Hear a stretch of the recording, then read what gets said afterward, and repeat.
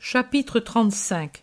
Jésus et l'Iscariote se rencontrent avec Simon le Zélote et Jean.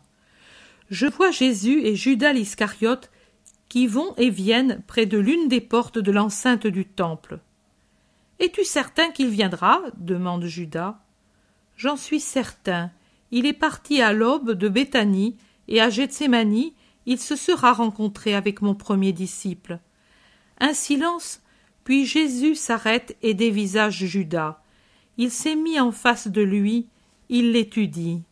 Puis il lui met une main sur l'épaule et lui demande « Pourquoi, Judas, ne me dis-tu pas ce que tu penses ?»« Ce que je pense ?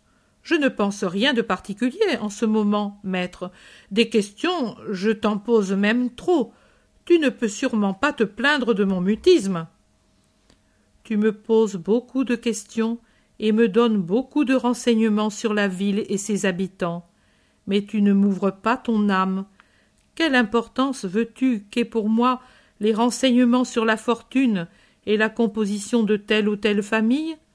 Je ne suis pas un désœuvré venu ici pour passer le temps. Tu sais pourquoi je suis venu, et tu peux bien comprendre que j'ai d'abord à cœur d'être le maître de mes disciples. C'est pour cela que je veux de leur part sincérité et confiance. Ton père t'aimait-il, Judas? Il m'aimait beaucoup. J'étais son orgueil. Quand je revenais de l'école, et aussi plus tard, quand je revenais à Kériote de Jérusalem, il voulait que je lui dise tout. Il s'intéressait à tout ce que je faisais, avec joie si c'était bien. Si c'était moins bon, il me consolait.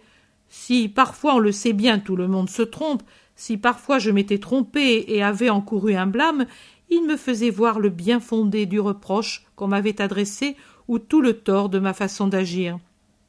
Mais il le faisait si doucement, on aurait dit un grand frère. Pour finir, il disait toujours « Cela, je te le dis parce que je veux que mon Judas soit un juste. Je veux être béni à travers mon fils, mon père. » Jésus, qui n'a pas cessé de regarder avec attention le disciple sincèrement ému au souvenir de son père, dit « Voilà, Judas, sois bien assuré de ce que je vais te dire. Nulle œuvre ne rendra ton père aussi heureux que le fait que tu sois pour moi un disciple fidèle. L'esprit de ton père exultera là où il attend la lumière, car s'il t'a élevé ainsi, il devait être juste. En te voyant mon disciple, mais pour l'être tu dois te dire, j'ai retrouvé le père que j'avais perdu, le père qui me semblait un frère aîné. Je l'ai retrouvé en mon Jésus, et à lui, comme au père aimé, que je pleure encore, je dirai tout, pour qu'il me guide, me bénisse ou me fasse de tendres reproches. Veuille l'Éternel et toi, surtout toi, veuillez faire que Jésus ait seulement à te dire « Sois bon, je te bénis ». Oh oui, Jésus! Oui, si tu m'aimes à ce point, je saurai devenir bon, comme tu veux et comme le voulait mon père. Et ma mère n'aura plus cette épine au cœur.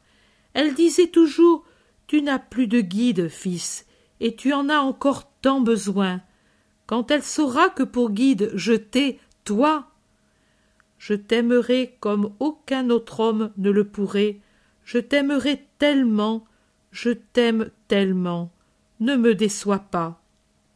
Non, maître, non. J'étais plein de contrastes. Envie, jalousie, folie des grandeurs, amour du plaisir. Tout en moi se heurtait aux bonnes aspirations.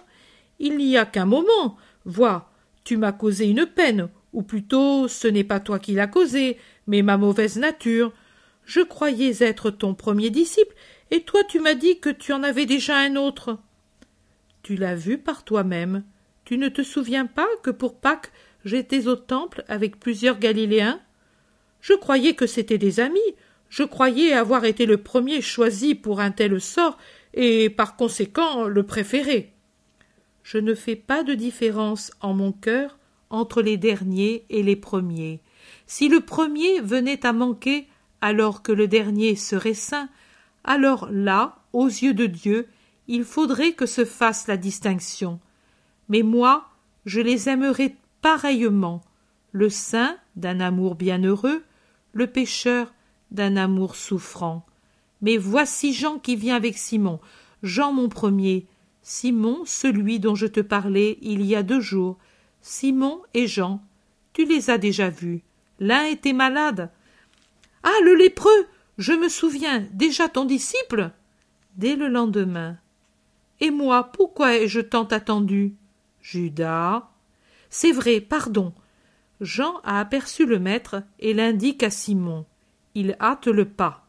Le salut de Jean, c'est un baiser qu'il échange avec le maître. Simon, par contre, se jette aux pieds de Jésus et les baise en s'écriant « Gloire à mon Sauveur! Bénis ton serviteur, pour que ses actions soient saintes aux yeux de Dieu. Et moi, je le bénis pour t'avoir donné à moi. » Jésus lui met la main sur la tête. « Oui, je te bénis pour te remercier de ton travail. Lève-toi, Simon. Voici Jean, voici Simon.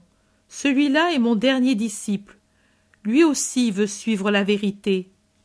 Un frère, par conséquent, pour vous tous. » Ils se saluent entre eux, les 2 Juifs avec une réserve réciproque, Jean avec expansion.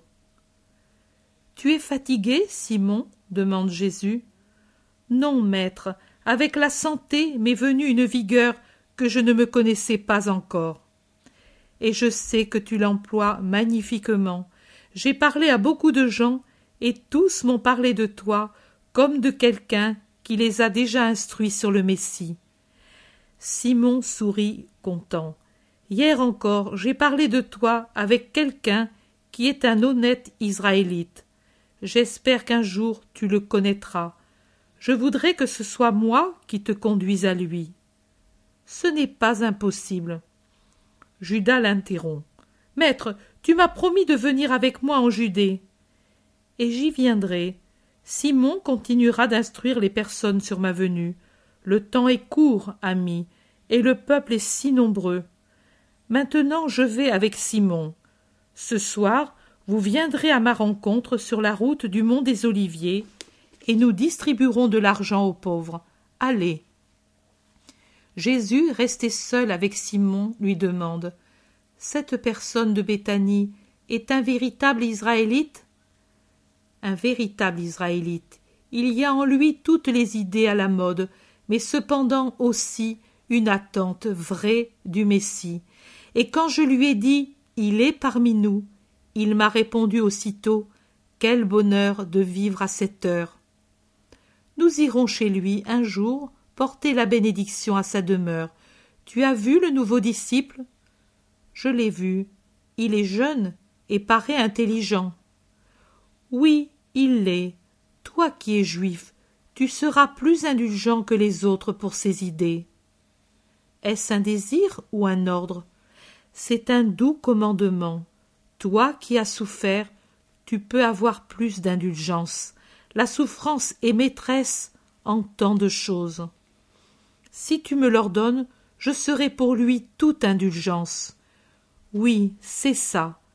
Peut-être mon Pierre, et pas lui seul, sera-t-il un peu scandalisé de voir avec quel soin je m'occupe de ce disciple, mais un jour ils comprendront. Plus quelqu'un est mal formé, et plus il a besoin de soins. Les autres, oh les autres se forment aussi par eux-mêmes, par le seul contact. Je ne veux faire tout de moi-même. Je demande la volonté de l'homme et l'aide des autres pour former un homme. Je vous invite à m'aider, et vous suis reconnaissant de votre aide. Maître, penses-tu que de lui te viennent des déceptions ? Non, mais il est jeune et il a grandi à Jérusalem. Oh, près de toi, il se corrigera de tous les vices de cette ville, j'en suis certain. Moi qui suis déjà vieux et me suis desséché dans la rancœur, j'ai été tout renouvelé du moment où je t'ai vu. Jésus murmure « Ainsi soit-il » puis, en élevant la voix « Viens avec moi au temple, j'évangéliserai le peuple. » La vision se termine. Vision se termine. Vision se termine.